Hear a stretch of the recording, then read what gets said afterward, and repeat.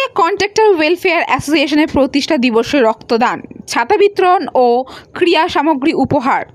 সল্টলেকের উন্নয়ন ভবনে আয়োজিত হলো কেএমডি কন্ট্রাক্টর ওয়েলফেয়ার অ্যাসোসিয়েশনের ৬ষ্ঠ বর্ষপূর্তি অনুষ্ঠান। এই বিশেষ দিনে এক মানবিক উদ্যোগ হিসেবে আয়োজিত হয় রক্তদান শিবির। পাশাপাশি মানুষের হাতে তুলে দেওয়া হয় ছাতা ও রেইনকোট।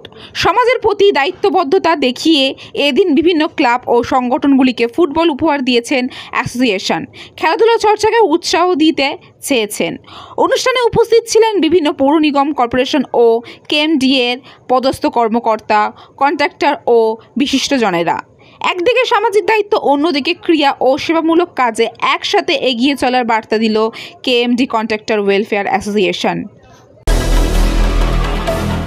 এটা অ্যাকচুয়ালি বিভিন্ন রকম সামাজিক পরিকল্পনা হাতে নেওয়া হয়েছে আমাদের কেএমডি কন্ট্রাক্টর ওয়েলফেয়ার অ্যাসোসিয়েশনের তরফ থেকে। এটা প্রত্যেক বছরই আমরা আমাদের ফাউন্ডেশন ডে উপলক্ষে করে থাকি।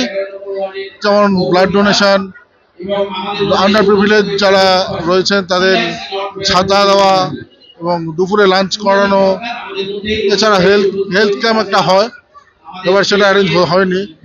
এবং বিভিন্ন ক্লাবগুলোকে আমরা মানে ফুটবল তুলে দিচ্ছি হাতে, যাতে খেলাধুলার চর্চাটাও বাচ্চাদের মধ্যে থাকে।